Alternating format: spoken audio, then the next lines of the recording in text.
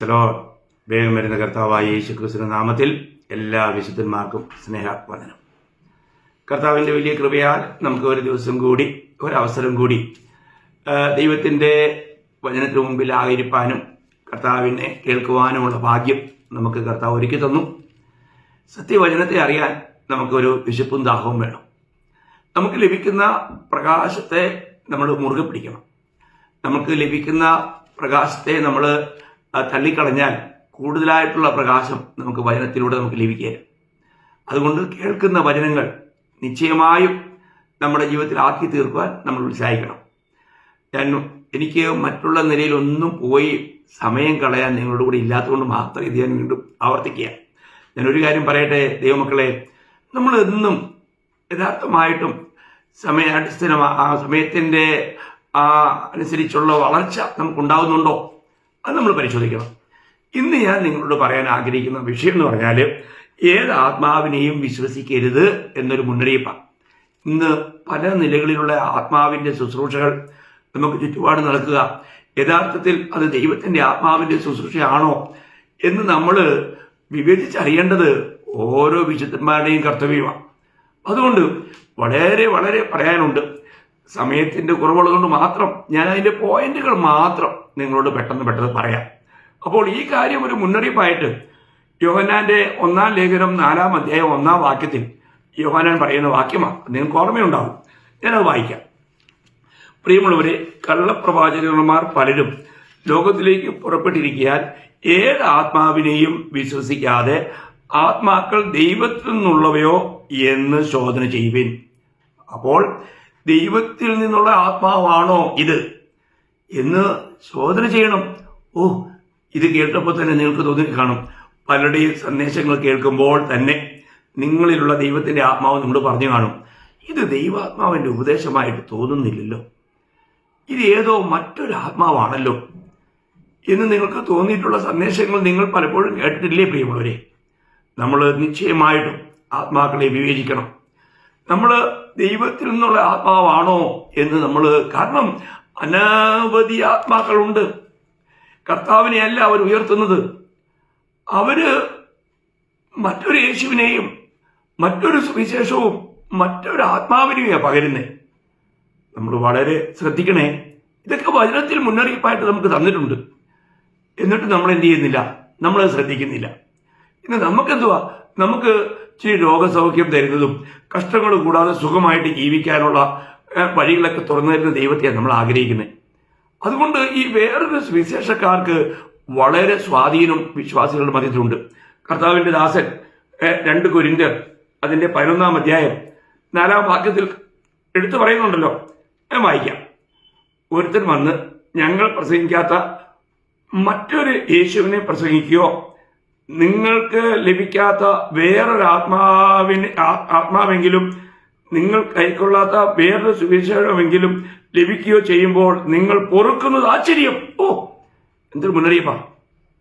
അപ്പൊ വേറൊരു സുവിശേഷം, വേറൊരു ആത്മാവ്, നിങ്ങൾ നോക്കുക എത്ര ശക്തമായിട്ടാണ് പറഞ്ഞിരിക്കുന്നത്. വേറൊരു യേശു, വേറൊരു ആത്മാവ്, വേറൊരു സുവിശേഷം. നോക്കണേ, നമ്മൾ ചിന്തിക്കണം. അപ്പോൾ അതിലൂടെ അവർക്ക് ലഭിക്കുന്നത് എന്തുവാണ്? അവര് വേറൊരു ആത്മാവിന് അവർ അധീനരായിത്തീരുകയാണ്. അറിഞ്ഞോ അറിയാതെയോ സത്യ ആത്മാവിൽ നിന്ന് അവർ വഞ്ചിക്കപ്പെടുകയാണ്. ഇന്ന് എത്രയോ പേരിലാണ് ഇങ്ങനെയുള്ള ആത്മാക്കൾ പ്രവർത്തിക്കുന്നത്.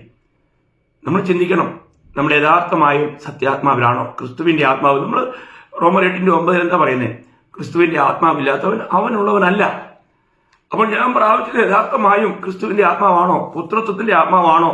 ഇന്ന് അബ്ബാ പിതാവേ എന്ന് വിളിച്ചുകൊണ്ട് എനിക്ക് പ്രാർത്ഥിക്കാൻ കഴിയുന്നുണ്ടോ? ഞാൻ അബ്ബാവിനെ വിളിക്കുമ്പോൾ ആ പിതാവ് എന്താ മോനെ എന്ന് കേൾക്കുന്നുണ്ടോ? അങ്ങനെ ഒരു നല്ല ബന്ധം നമുക്ക് വേണ്ടേ പ്രിയമുള്ളവരെ? അതിന്ന് നമുക്കുണ്ടോ? നമുക്ക് ഏതെങ്കിലും നിലയിലുള്ള കുറച്ച് അറിവ് മാത്രം പോരാ, നമുക്ക് അനുഭവം ഉണ്ടായിരിക്കണം. യഹോവ നല്ലവനെന്ന് രുചിച്ചറിയുന്ന. അപ്പൊ ഇവിടെ പറയുന്നത് വേറൊരു ആത്മാവ്. ഇത് കൂടാണ്ട് തന്നെ നമുക്കറിയാം, നമ്മള് 1 തിമോത്തിയോസ് 4-ാം അധ്യായം 1-ാം വാക്യം വായിക്കുമ്പോഴത്തേക്കും പൗലോസ് അവിടെ പറയുന്ന ഒരു മുന്നറിയിപ്പിനെ അറിയോ? 1 തിമോത്തിയോസ് 4-ാം അധ്യായം 1-ാം വാക്യം, എന്നാൽ ഭാവികാലത്ത് ചിലർ വ്യാജാത്മാക്കളെയും ഭൂതങ്ങളുടെ ഉപദേശത്തെയും. നോക്കണേ, വ്യാജാത്മാക്കൾ, വ്യാജം പ്രചരിപ്പിക്കുന്ന, അതല്ലേ നമ്മൾ കാണുന്നേ. ഇന്ന് പൊതുവെ ആത്മീയ ഗോളത്തിൽ വ്യാജാത്മാക്കളുടെ ഒരു വലിയ കേളീരംഗമായി മാറിയിരിക്കല്ലേ. പ്രിയമുള്ളവരെ, നമ്മൾ കേൾക്കുമ്പോൾ നമ്മളെ കേൾപ്പിക്കുന്ന ആ സന്ദേശത്തിന്റെ പിന്നിൽ വ്യാപരിക്കുന്ന ആത്മാവ് ഏതാണെന്ന് നമ്മൾ തിരിച്ചറിയണം. അങ്ങനെ നമ്മൾ തിരിച്ചറിഞ്ഞില്ലെങ്കിൽ നമ്മൾ വഞ്ചിക്കപ്പെടും. ചിലപ്പോൾ നമുക്ക് കേൾക്കാനൊക്കെ വളരെ രസമായി തോന്നിയേക്കാം, എന്നാൽ അതിന് പിന്നിൽ പ്രവർത്തിക്കുന്ന ആത്മാവ്, പൗലോസിന്റെ ശിലാസിന്റെ പിന്നിൽ വന്ന് പ്രവർത്തിച്ച ഒരു ആത്മാവ്, ഒരു സ്ത്രീയെ നമുക്കറിയാം. അപ്പോൾ ആ ആത്മാവിനെ പൗലോസ് ശാസിച്ചു കഴിഞ്ഞപ്പോൾ അത് വിട്ടുപോയി. നമ്മൾ ചിന്തിക്കണം, അവൾ ചെയ്ത കാര്യം വലിയ നല്ല കാര്യമാണ്. ഇവർ അത്യുന്നതനായ ദൈവത്തിന്റെ ദാസന്മാർ, നിങ്ങളോട് ദൈവത്തിന്റെ വൻ കാര്യങ്ങളെ ഇവർ പറയുക, വന്ന് കേൾക്കാനാ പറഞ്ഞത്, നല്ല കാര്യമാണ് പറഞ്ഞത്. പക്ഷെ അതിന് പിന്നിൽ പ്രവർത്തിച്ച ആത്മാവേതായിരുന്നു എന്നുള്ളതാണ് നമ്മൾ വിവേചിക്കണം. നമുക്ക് വിവേചിക്കാൻ കഴിയണം. അപ്പൊ ഇവിടെ വായിക്കുന്നത്, അതെ, വ്യാജാത്മാവ്. മറ്റൊരു ആത്മാവിനെ കുറിച്ച് 1 കൊരിന്ത്യർ 2-ാം അധ്യായം 12-ാം വാക്യത്തിൽ പൗലോസ് പറയുന്നുണ്ട്. അത് വായിക്കുന്നത്, നാമോ ലോകത്തിന്റെ ആത്മാവിനെ അല്ല. കണ്ടോ, നാമോ ലോകത്തിന്റെ ആത്മാവിനെ അല്ല, ദൈവം നമുക്ക് നൽകിയത് അറിയുവാനായി ദൈവത്തിൽ നിന്നുള്ള ആത്മാവിനെ അത്രയും പ്രാപിച്ചത്. ശരിയാണോ? ദൈവത്തിൽ നിന്നുള്ള ആത്മാവിനെ ആണോ പ്രാപിച്ചത്, അതോ ലോകത്തു നിന്നുള്ള ആത്മാവിനാണോ? നമ്മൾ ലോകരാണോ അതോ യഥാർത്ഥത്തിൽ ആത്മീയരാണോ? ചിന്തിക്കണം. ഈ ലോകത്തിന്റെ ആത്മാവിനെ നേടിയവർക്ക് ലോകത്തിനെ പോലെ തിരഞ്ഞെടുപ്പിൽ അവരുടെ കണ്ണിന് കാഴ്ചയ്ക്ക് കൊള്ളാവുന്നതിനെ തിരഞ്ഞെടുത്ത് അവരുടെ ആത്മീയ ജീവിതം നഷ്ടപ്പെടുകയാണ്. വളരെ ചിന്തിക്കണം പ്രിയമുള്ളവരെ, വളരെ ചിന്തിക്കണം. ലോകത്തിന്റെ ആത്മാവ്, ലോകത്തോട് കൂടുതൽ ചേർന്ന് പോകാൻ തക്കണം നമ്മളെ പ്രേരിപ്പിക്കുന്ന ലോകത്തിന്റെ ആത്മാവ്. നോക്കണേ, ലോകത്തിന്റെ ആത്മാവിനെ ലഭിച്ചവർക്കൊന്നും ഈ ആത്മീയ കാര്യങ്ങൾ അത്ര രുചികരമായി തോന്നുകയില്ല. അപ്പോൾ ഇവിടെ പറയുന്നത് ഒരു ലോകത്തിന്റെ ആത്മാവിനെ കുറിച്ചാണ്. വീണ്ടും നമ്മൾ എഫേസ്യ ലേഖനം 2-ാം അധ്യായം 2-ാം വാക്യം വായിക്കുമ്പോഴത്തേക്കും നമ്മുടെ തന്നെ പണ്ടത്തെ അവസ്ഥ ഓർപ്പിച്ചുകൊണ്ട് പൗലോസ് പറയുന്നത്, അവിടെ ഒരു ആത്മാവ് പ്രവർത്തിച്ചു. അത് അനുസരണക്കേടിന്റെ മക്കളിൽ ഇപ്പോൾ വ്യാപരിക്കുന്ന ആത്മാവ്, അനുസരണക്കേടിന്റെ ആത്മാവ്. എഫേസ്യർ 2:2 പറയുന്നു, അനുസരണക്കേടിന്റെ ആത്മാവ്. നമ്മളൊക്കെ ആ ആത്മാവിന് വിധേയരായിരുന്നു. പ്രിയമുള്ളവരെ, നമുക്ക് ഇന്ന് ദൈവത്തിന്റെ വചനം പറയുന്നത് പോലെ അനുസരിക്കാനുള്ളൊരു മനോഭാവം നമുക്കുണ്ടോ? ഇന്ന് എത്രയോ സത്യങ്ങൾ എത്രയോ വട്ടം ദൈവത്തിന്റെ പരിശുദ്ധാത്മാവ് നമ്മളെ ഓർപ്പിച്ചു. നമുക്ക് അനുസരിക്കാൻ മനസ്സുണ്ടോ?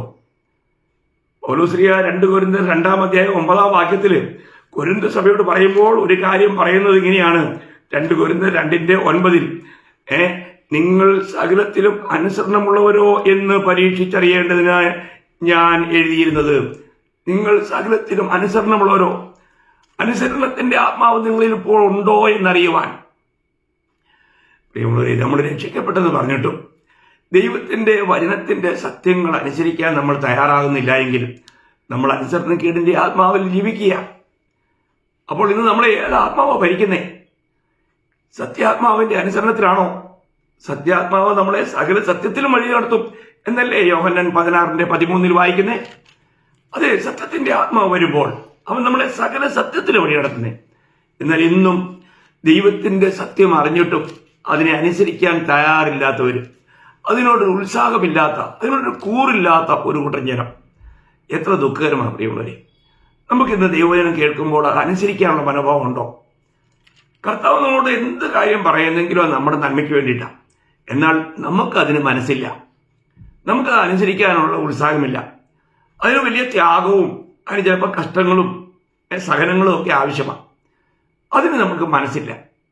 അപ്പോൾ ഇന്നും നമ്മൾ ഏത് ആത്മാവിനാണ്, ഏത് ആത്മാവിന് അധീനരാണ്, ഇത് നമ്മൾ കാണണ്ടേ.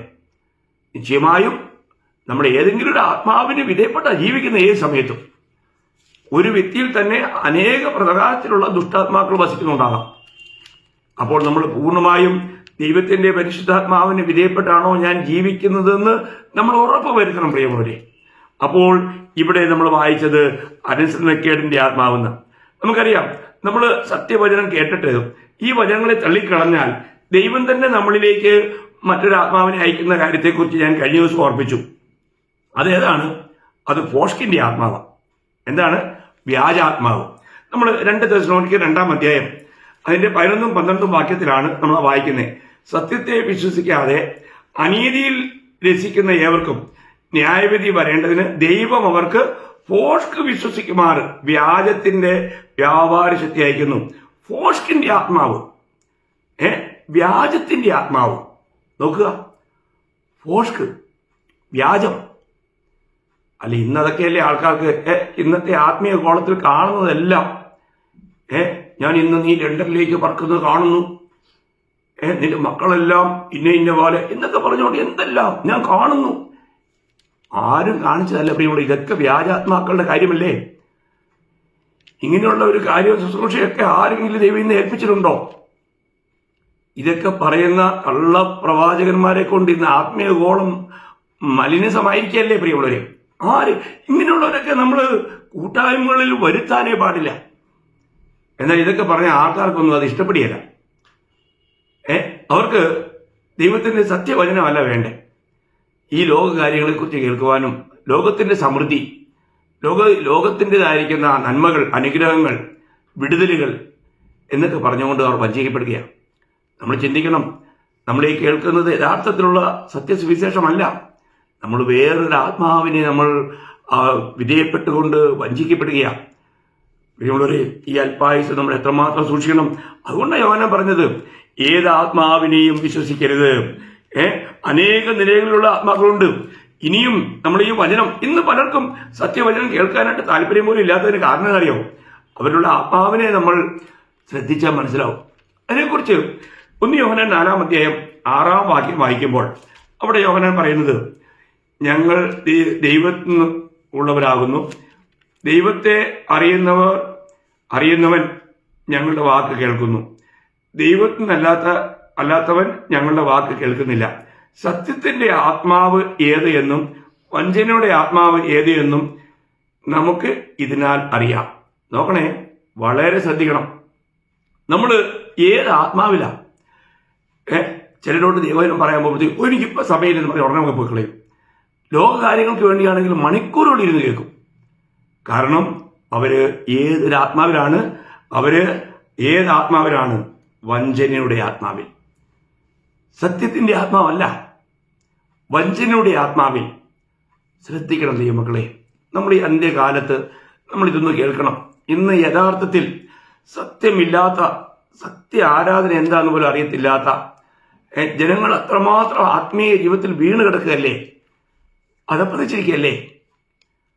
യഥാർത്ഥത്തിൽ ഇന്ന് നമുക്ക് സത്യവചനത്തോട് നമുക്ക് കൂറുണ്ടോ? ഒരു ശരിയായ നിലയിലൊരു ബൈബിൾ സ്റ്റഡി പോലും നടത്തുവാൻ ഇന്ന് ജനങ്ങൾക്ക് ഉത്സാഹമില്ല. സ്വയം ഒരു ബൈബിൾ അധ്യയനമില്ല അവർക്ക്. വചന പഠനം, വചന ധ്യാനം, പ്രാർത്ഥനാ ജീവിതം, ഒരു വിശുദ്ധ ജീവിതത്തിന് വേണ്ടിയുള്ള ദാഹം ഉള്ള വിശുദ്ധന്മാർ ഈ തലമുറയിൽ വളരെ കുറഞ്ഞുകൊണ്ടിരിക്കുക. നശിച്ചു പോകുന്ന ആത്മാക്കളെ കുറിച്ചുള്ള ഭാരം, ഈ ആത്മാക്കൾക്ക് വേണ്ടി ഒന്ന് കരയുക, ഇന്ന് എത്ര പേർക്ക് അത് സാധിക്കുന്നുണ്ട്? നമ്മൾ ചിന്തിക്കണം, നമ്മൾ ഇന്ന് ഏത് ആത്മാവിന് അധീനർ എന്നുള്ളത് നമ്മൾ നോക്കണ്ടേ. ഇനിയും നമുക്കറിയാം, നമ്മൾ കർത്താവ് ഈ ലോകത്തിലായിരുന്നപ്പോൾ കർത്താവിനോട് കൂടെ സഞ്ചരിച്ച യാക്കോബും യോഹന്നാനും ശമര്യർ കർത്താവിനെ കൈക്കൊള്ളുന്നില്ല എന്ന് കണ്ടപ്പോൾ അവർ കർത്താവിനോട് ചോദിക്കുന്ന ചോദ്യവും കർത്താവ് പറയുന്ന ഉത്തരവും നമ്മൾ ശ്രദ്ധിച്ചിട്ടുണ്ടോ? ലൂക്കോസിന്റെ സുവിശേഷം അതിന്റെ 9-ാം അധ്യായം 54-55 വാക്യം ഞാൻ വായിക്കാം. അത് അവന്റെ ശിഷ്യന്മാരായ യാക്കോബും യോഹന്നാനും കണ്ടിട്ട്, കർത്താവേ, ഏലിയാവ് ചെയ്തതുപോലെ ആകാശത്തു നിന്നും തീയിറങ്ങി അവരെ നശിപ്പാൻ ഞങ്ങൾ പറയുന്നത് നിനക്ക് സമ്മതമോ എന്ന് ചോദിച്ചു. അവൻ തിരിഞ്ഞ് അവരെ ശാസിച്ചു, നിങ്ങൾ ഏത് ആത്മാവിന് അധീനർ എന്ന് നിങ്ങൾ അറിയുന്നില്ല. നോക്കണേ, നിങ്ങൾ ഏത് ആത്മാവിന് അധീനരാ? കർത്താവ് രക്ഷിക്കാൻ വന്ന് കർത്താവിനോട് അവരെ നശിപ്പിക്കട്ടെ ചോദിക്കുന്നത്. നോക്കുക പ്രിയമുള്ളവരെ, അത് ഏതൊരു ആത്മാവാ? നമ്മൾ മറ്റൊരു വ്യക്തിയുടെ ഏതെങ്കിലും നിലയിലുള്ള ഒരു തകർച്ച, നഷ്ടം, കഷ്ടം ആഗ്രഹിക്കുന്നെങ്കിൽ അതൊരിക്കലും ദൈവത്തിന്റെ ആത്മാവെന്നുള്ള കാര്യമല്ല. നമ്മൾ ചിന്തിക്കണം. അപ്പോൾ അവരേത് ആത്മാവിന് അധീനരാണെന്ന് അവർക്ക് പോലും അറിയില്ലായിരുന്നു. നമ്മൾ ഇന്ന് ഏത് ആത്മാവിന് അധീനരാണ്? നമുക്ക് മറ്റുള്ളവരെ കുറിച്ച് യഥാർത്ഥമായിരിക്കുന്ന ഒരു ആത്മഭാരമുണ്ടോ? അവരും ക്രിസ്തുവിൽ തികഞ്ഞവരായി ഒരു യഥാർത്ഥ ക്രിസ്ത്യാനിയായി, ക്രിസ്തുവിന്റെ ഒരു നല്ല ഭടനായി, നല്ലൊരു ആത്മീയനായി, നല്ലൊരു വിശുദ്ധനായി, നല്ലൊരു മാതൃകാ പുരുഷനായി തീരണമെന്ന് നമുക്ക് മറ്റുള്ളവരെ കുറിച്ച് ആഗ്രഹമുണ്ടോ? ആ ഒരു തീക്ഷ്ണമായ ആഗ്രഹം നമുക്ക് വേണം പ്രിയമുള്ളവരെ. നമുക്ക് ദൈവം തരുന്ന ഓരോ വ്യക്തികളും ക്രിസ്തുവിൽ തികഞ്ഞവരായി തീരുവാൻ, ക്രിസ്താനുരൂപരായി തീരുവാൻ, ക്രിസ്തുവിനെ പ്രതിബിംബിക്കുന്നവരായി ജീവിക്കുന്നവരായി ആകുവാൻ നമ്മളൊരാവോളം നമ്മൾ പരിശ്രമിക്കണം. അതാ ദൈവം നമ്മൾ ഇന്ന് ആഗ്രഹിക്കുന്നത്. അതാ യഥാർത്ഥത്തിൽ ദൈവാത്മാവിന്റെ പ്രവൃത്തി. നമുക്ക് മറ്റുള്ളവരെയും കർത്താവിൽ വളരുവാനും വളർത്തുവാനും അവരെ തികഴുള്ളവരായി തീർക്കുവാനും നമുക്ക് കഴിയണം. ഇന്ന് നമ്മുടെ അവസ്ഥ എന്താണ്? നമ്മൾ ഏത് ആത്മാവിന് അധീനത? ദൈവം നമുക്ക് കൃപാവരങ്ങൾ തന്നിട്ടുണ്ട്. ഞാൻ പറയുന്നത് ഈ കാലഘട്ടത്തിൽ നമുക്ക് ആത്മാക്കളുടെ വിവേചനമെന്ന ഈ വരം വളരെ അനിവാര്യമാണ്. നമ്മൾ 1 കൊരിന്ത്യർ 12-ാം അധ്യായം 10-ാം വാക്യത്തിൽ അവിടെ വായിക്കുന്ന ഒരു കാര്യമാണ്. അതിന്റെ 12-ാം അധ്യായം 10-ാം വാക്യം, 1 കൊരിന്ത്യർ 12-10-ാം വാക്യം. അവിടെ പറയുന്ന അനേക കൃപാവരങ്ങളിൽ ഒരു കൃപാവരമായിട്ടാണ് പറഞ്ഞിരിക്കുന്നത് ഭാഷ വ്യാഖ്യാനം. പിന്നെ മറ്റൊരുവിന് ആത്മാക്കളുടെ വിവേചനം. ആത്മാക്കളുടെ വിവേചനം. നമ്മൾ ആത്മാക്കളെ വിവേചിക്കണം പ്രിയമുള്ളവരെ. നമ്മൾ ആത്മാക്കളെ വിവേചിക്കുന്നില്ല എങ്കിൽ നമ്മൾ വഞ്ചിക്കപ്പെടും. ഞാൻ നിങ്ങളോട് പറയട്ടെ, എൻ്റെ അനുഭവത്തിൽ ഈ നാസിക്കിൽ വന്ന് കള്ളപ്രവചനം, പച്ചക്കള്ളം. എനിക്ക് ഒരു വ്യക്തിയുടെ പേരെടുത്ത് പറയുന്നതിൽ ഞാൻ ഇച്ചിരി മുമ്പ് ഹിന്ദിയിൽ ഈ കാര്യം പറഞ്ഞപ്പോൾ ഞാൻ പറഞ്ഞില്ല, എന്നാൽ മലയാളികളോട് ഞാൻ പറയട്ടെ. ഒരു സൈമൺ ചാക്കോ എന്ന് പറഞ്ഞ ഒരു കള്ളപ്രവാചകൻ ഇന്ന് അമേരിക്കൻ നാടുകളിലൊക്കെ കിടന്ന് വിലസുക. പച്ച കള്ളം പറയുന്ന ഇത്രയും മാത്രം വലിയ കള്ളപ്രവാചകൻ. അപ്പം അദ്ദേഹം നാസിക്ക് വന്നിട്ട് ഇവിടെയുള്ള പലരെക്കുറിച്ചും അങ്ങനെ ഒരുപാട് കള്ളപ്രവചനം നടത്തി. എന്നോട് പറഞ്ഞു, എനിക്കന്ന് 2ാമത്തെ കുഞ്ഞ് ജനിച്ചിട്ടില്ല. അപ്പൊ പറഞ്ഞു, നിങ്ങൾക്കൊരു മകൻ എന്നെ കാണിക്കുന്നു ദൈവം. എൻ്റെ ഒരു കൂട്ടു സഹോദരൻ കർത്താവിന്റെ വേലക്കാരനാ. അദ്ദേഹത്തിനും പറഞ്ഞു, നിങ്ങൾക്ക് ഒരു മകൻ ജനിക്കാൻ പോകുന്നു. എനിക്കിതൊക്കെ പെൺകുഞ്ഞാ. ദൈവം തരുന്നത് ആരായാലും നമുക്ക് സന്തോഷമല്ലേ. പക്ഷേ എന്തിനിങ്ങനെ? എന്നിട്ട് അദ്ദേഹം പറഞ്ഞു, പുള്ളി പഞ്ചാബിൽ പട്ടാളങ്കോട് പോയപ്പോൾ ഒരു ബ്രദറൻ ചർച്ചിൽ പുള്ളിക്കാരനെ ശുശ്രൂഷയ്ക്ക് വിളിച്ചു. 300 പേരുണ്ടായിരുന്നു. ആദ്യത്തെ ദിവസം 150 പേര് അഭിഷേകം പ്രാപിച്ചു. അദ്ദേഹത്തിന് അഭിഷേകം എന്താന്ന് പോലും അറിയത്തില്ലാത്ത എന്തൊരു വഞ്ചനയാണ്. എന്നിട്ട് ഇവിടെ ഒരു വലിയൊരു എന്തൊക്കെ കൂട്ടായ്മയുടെ മധ്യത്തിൽ ഇദ്ദേഹം കിടന്ന് കസർക്കുക. അന്നേരം അവിടുത്തെ മൂപ്പൻ പറഞ്ഞു, ഞങ്ങൾ പകുതി പേരെ പ്രാപിച്ചുള്ളൂ, അതുകൊണ്ട് നിങ്ങൾ ഉടനെ പോകരുത്, നമുക്ക് ശുശ്രൂഷ 2 ദിവസം അവിടെ നീട്ടാം. കള്ളം. അതും കൂടി ഞാനവിടെ ഉള്ള സമയമാണ് ഇതേ ഈ പറയുന്ന കാര്യം. അവിടെ മൃതകാർ 15 പേര് പോലും ഇല്ല. അദ്ദേഹം പറയാം 300 പേരുണ്ടായിരുന്നു. എന്തൊരു ഇവിടെ ആൾക്കാരങ്ങോ ഭയങ്കര സ്തുതി സ്തോത്രമാണ്. പ്രിയമുള്ളവരെ, ഇങ്ങനെയുള്ള കള്ളപ്രവാചകന്മാർ ഇത് ഒന്നൊന്നുമല്ല. ഞാനിങ്ങനെ എത്ര പേരുടെ പേര് പറയണം. വേറൊരു വിദ്വാൻ 72 വയസ്സുണ്ട്. അദ്ദേഹം എന്ന് പറയാണ്, പുള്ളിക്കാരൻ നേപ്പാളിൽ പുള്ളി മുഖാന്തരം 2000 പേര് വിശ്വാസികൾ വന്നു. വളരെ ഭയങ്കരമായിരിക്കുന്ന കള്ളത്തരത്തിന്റെ ഏത് മനുഷ്യനെയും നേരെ നിൽക്കുന്ന കൊമ്പ് ചാഞ്ഞു വരുമെന്ന് പറയുന്ന പോലുള്ള ശുശ്രൂഷ. ദൈവത്തിന്റെ ആത്മാവ് പറഞ്ഞിട്ട് ഞാനത് ചോദിച്ചു, നിങ്ങൾ ഈ പറഞ്ഞത് സത്യമാണോ? അദ്ദേഹത്തിന് തുറന്ന് സമ്മതിക്കേണ്ടി വന്നു.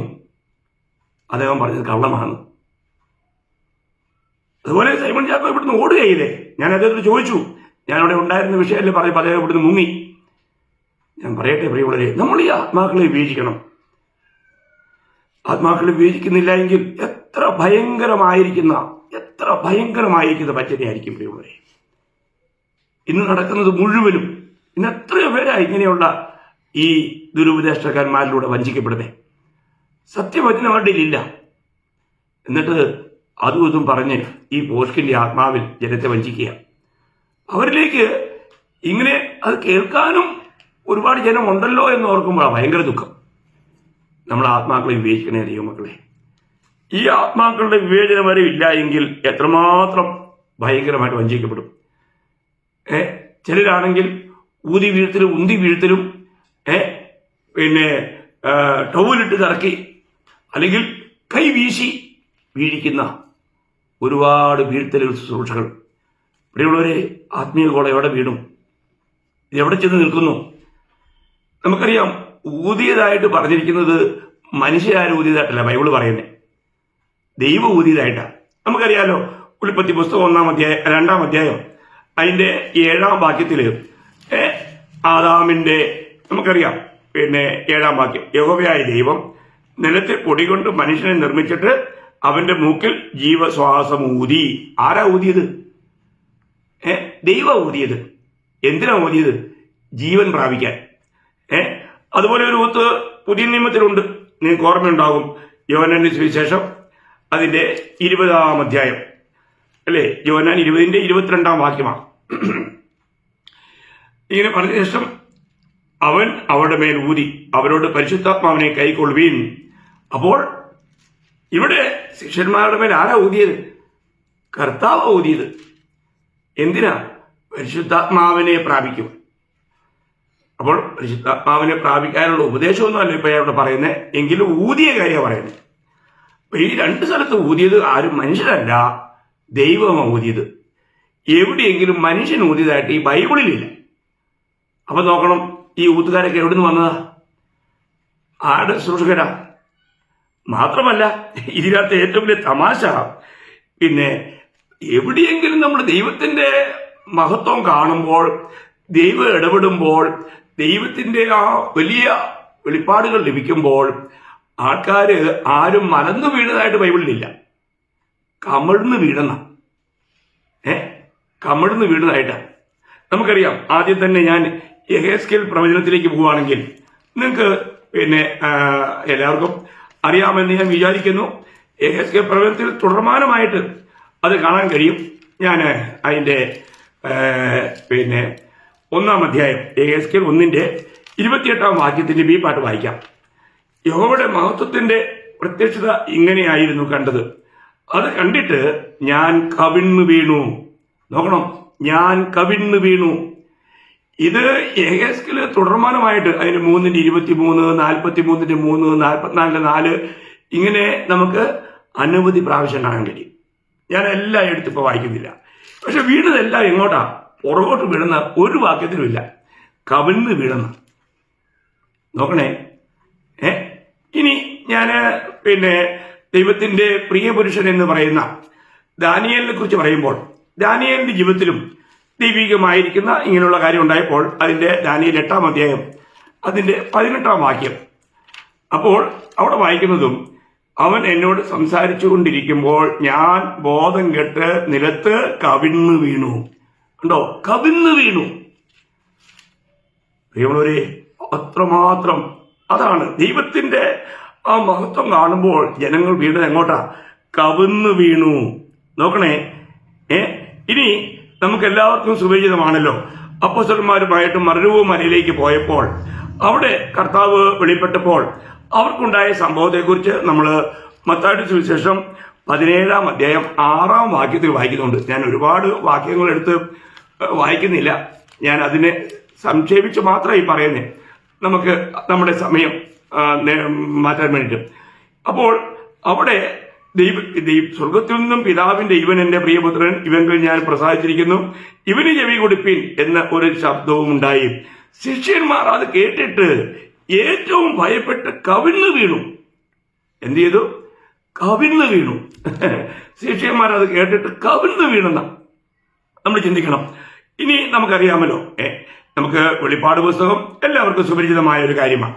അവിടെ പത്മോസ് ദ്വീപിൽ കർത്താവ് വെളിപ്പെട്ടപ്പോൾ തന്റെ മാറോട് ചാർന്നിരുന്ന യോഹന്നാൻ തന്റെ മഹത്വം ദർശിച്ചപ്പോൾ അവിടെ സംഭവിച്ചത്, വെളിപ്പാട് പുസ്തകം 1-ാം അധ്യായം 17-ാം വാക്യം, അവനെ കണ്ടിട്ട് ഞാൻ മരിച്ചവനെ പോലെ അവന്റെ കാൽക്കൽ വീണു.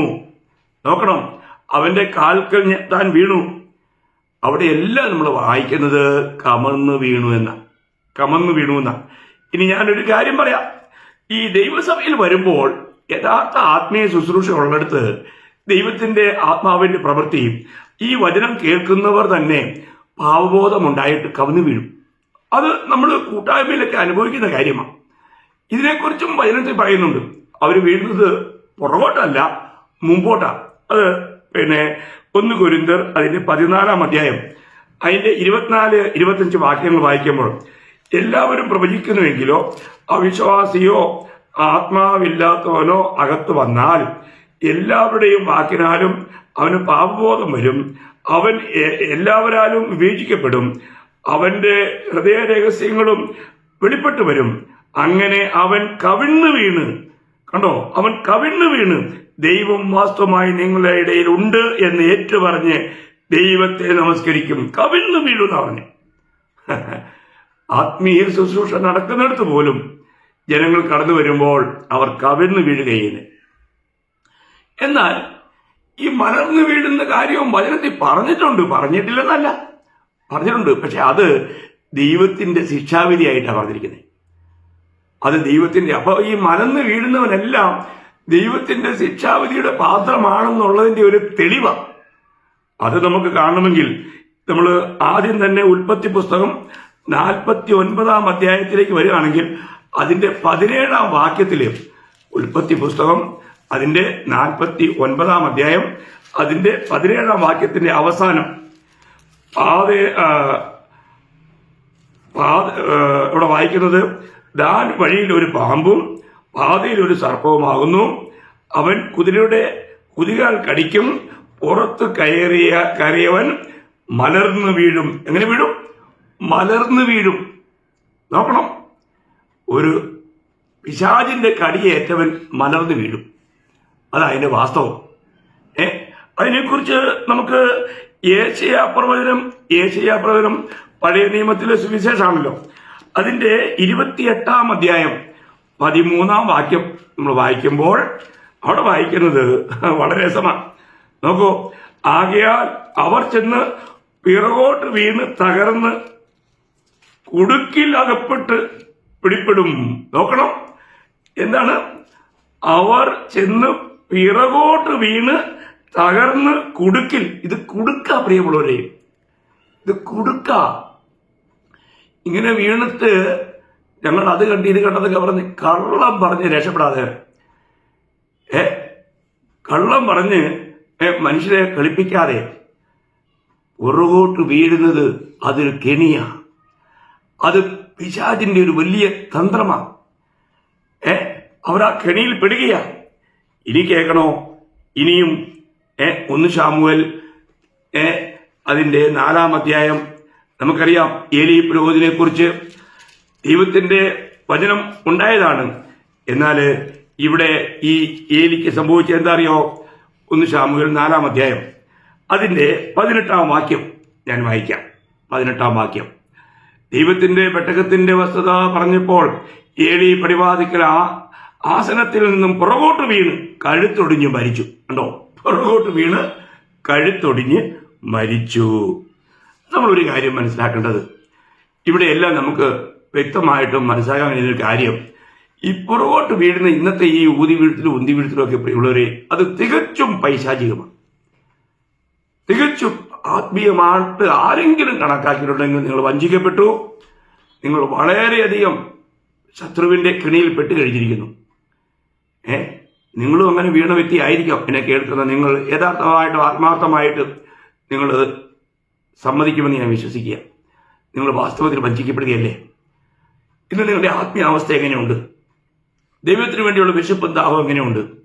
ഇന്ന് ഞാൻ ഒരു കാര്യം പ്രത്യേകം പറയാം. ഇന്നത്തെ ശുശ്രൂഷകളിൽ കർത്താവിനെ ഉയർത്താത്ത, ആത്മാവിന്റെ ശുശ്രൂഷ എപ്പോഴും കർത്താവിനെ ഉയർത്തുന്ന ശുശ്രൂഷയാണ്. എന്നാൽ ഇന്ന് ക്രിസ്തുവിനെ ഉയർത്തേണ്ട സ്ഥാനത്ത് വരങ്ങളെ ഉയർത്തി ശുശ്രൂഷയുടെ ഭക്തിയുടെ വഞ്ചന മുഖമായിട്ട് ജനങ്ങളെ തകർത്തുകൊണ്ടിരിക്കുന്ന വലിയൊരു കൂട്ടത്തെ കാണാൻ പറ്റും. നമ്മൾ നോക്കണം, അന്യഭാഷയെക്കുറിച്ചും മറ്റുള്ള അങ്ങനെയുള്ള പ്രവചനത്തെക്കുറിച്ചൊക്കെ പറഞ്ഞുകൊണ്ട് മനുഷ്യനെ ഇത്രമാത്രം ആത്മീയതയുടെ വേഷത്തിൽ വഞ്ചിക്കുക. പ്രിയമുള്ളവരെ, ആത്മാവിന്റെ ശുശ്രൂഷ എന്താണെന്ന് നിങ്ങൾ കൃത്യമായിട്ട് അറിയണം. കർത്താവ് തന്നെ പറഞ്ഞിട്ടുണ്ട് നിങ്ങൾ വഞ്ചിക്കപ്പെടാതിരിക്കാനായിട്ട്. ഞാനത് പറയാം. അവൻ എനിക്കുള്ളതിൽ നിന്നും എടുത്ത് നിങ്ങൾക്ക് അറിയിച്ചു തരുന്നതുകൊണ്ട് എന്നെ മഹത്വപ്പെടുത്തും. ഉണ്ടോ? കർത്താവിനെ മഹത്വപ്പെടുത്താത്ത ഒരു ശുശ്രൂഷയും ആത്മാവിന്റെ ശുശ്രൂഷ അല്ല പ്രിയമുള്ളവരെ. അത് ആത്മീയമല്ല, അത് പൈശാചികമാണ്.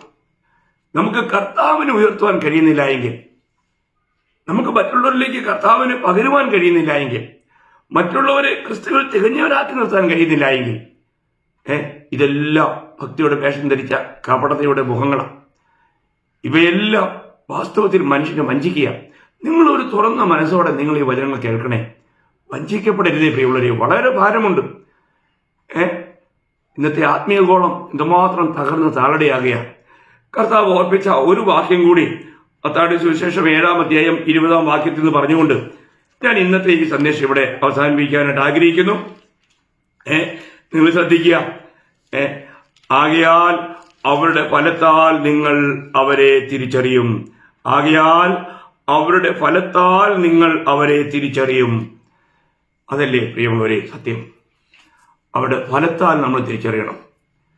അതുകൊണ്ട് യഥാർത്ഥമായിട്ടും നമുക്ക് ഇങ്ങനെയുള്ള ശുശ്രൂഷകളെ നമ്മൾ വിവേചിക്കണം. ദൈവത്തിന് വചനം പറയുന്നു, ഏത് ആത്മാവിനെയും വിശ്വസിക്കരുത്. നമ്മൾ ഇടപെടുമ്പോൾ, നമ്മളോട് മറ്റുള്ളവർ വരുമ്പോൾ അവര് യഥാർത്ഥത്തിൽ ദൈവത്തിന്റെ ആത്മാവിൽ ദൈവത്താൽ നിയുക്തരായിട്ടുള്ളവരാണോ, ഇവർ ദൈവത്തിന്റെ ആത്മാവ് പ്രാപിച്ചവരാണോ, യഥാർത്ഥമായും ദൈവത്തിന്റെ ആത്മാവ് ഇവരിലുണ്ടോ, കർത്താവിനാൽ ഐക്യപ്പെട്ടവരാണോ എന്നുള്ളത് നമ്മൾ ഒന്ന് പരിശോധിക്കുന്നത് നന്നായിരിക്കും. ആത്മീയ ജീവിതത്തിൽ വളരെ വ്യക്തമായിട്ടും ഞാൻ അനേക വർഷങ്ങൾ ഇങ്ങനെയുള്ള വലിയ ആത്മീയയുടെ പ്രൗഢി കാണിച്ചുകൊണ്ട് വഞ്ചിക്കുന്ന ഈ വലിയൊരു കൂട്ടത്തിന് മധ്യത്തിൽ ജീവിക്കുവാൻ ഇടയായിട്ടുള്ള വ്യക്തിയെ ഞാൻ നന്നായിട്ട് മനസ്സിലാക്കി. പ്രിയമുള്ളവരെ, ദൈവത്തിന്റെ വചനാനുസരണമുള്ള ഒരു കാര്യവും അവിടെ ഇല്ല. തികച്ചും ഫോഷ്കിന്റെ ആത്മാവാണ്, വഞ്ചനയുടെ ആത്മാവാണ്. നിങ്ങൾ വഞ്ചിക്കപ്പെടരുതേ. കർത്താവിന് പ്രയോജനമുള്ളവരായി, കർത്താവിന്റെ കരങ്ങളിൽ ഉപയോഗമുള്ളൊരു പാത്രമായി തീരുവാൻ നിങ്ങളെ സമർപ്പിച്ചാൽ കർത്താവ് തന്റെ മഹത്വത്തിന് വേണ്ടി ഉപയോഗിക്കും. അതുകൊണ്ട് ഏതൊരു ആത്മാവിനെയും നിങ്ങൾ വിശ്വസിക്കരുതേ. യഥാർത്ഥമായും ഓരോ ദിവസവും നമുക്ക് ക്രിസ്ത്യാനിരൂപരായി തീരുവാൻ കഴിയുന്നുണ്ടോ? ദൈവത്തിന്റെ പരിശുദ്ധാത്മാവിന് പൂർണ്ണമായും വിനയപ്പെട്ടും തങ്ങളെ തന്നെ താഴ്ത്തി ഓരോ ദിവസവും കർത്താവിന് നമുക്ക് ജീവിക്കുവാൻ കഴിയുന്നുണ്ടോ? ഞാനല്ല, ക്രിസ്തുവിനിൽ ജീവിക്കുന്നുവെന്ന് നമുക്ക് ഉറപ്പ് വരുത്തുവാൻ നമുക്ക് കഴിയുന്നുണ്ടോ? ശ്രദ്ധിക്കുക. നിശ്ചയമായും നമ്മൾ കർത്താവിന് പ്രയോജനമുള്ളവരായി തീരുവാൻ നമ്മളെ തന്നെ നമുക്ക് സമർപ്പിക്കാം. ഒരു യഥാർത്ഥമായിരിക്കുന്ന സത്യം നമ്മൾ കേൾക്കുമ്പോൾ സത്യം അംഗീകരിക്കാൻ ഒരു മനോഭാവം നമുക്ക് വേണം. സത്യത്തിന്റെ ആത്മാവാണെങ്കിൽ നമുക്കതിന് കഴിയും. അതുകൊണ്ട് ആരും വഞ്ചിക്കപ്പെടരുതേ. ഈ അന്ത്യകാലത്ത് അനേക നിലകളിൽ ജനങ്ങൾ ആത്മീയ ജീവിതം തകർന്ന് താളടിയായിക്കൊണ്ടിരിക്കുന്ന ഒരു കാലഘട്ടമാണ്. അതുകൊണ്ട് നിങ്ങളിൽ ആരും വഞ്ചിക്കപ്പെടാതെ ഇന്ന് നിങ്ങൾ പ്രാപിച്ചിരിക്കുന്ന ആത്മാവ് യഥാർത്ഥത്തിൽ കർത്താവിന്റെ ആത്മാവ് തന്നെയാണോ, ദൈവത്തിന്റെ ആത്മാവ് തന്നെയാണോ, ആ പരിശുദ്ധാത്മാവിലാണോ ഇന്ന് ഞാൻ നടത്തപ്പെടുന്നത് എന്ന് പരിശോധിക്കൂ. ദൈവത്തിന്റെ ആത്മാവിന്റെ ആ ഫലം എന്നിൽ കാണുന്നുണ്ടോ?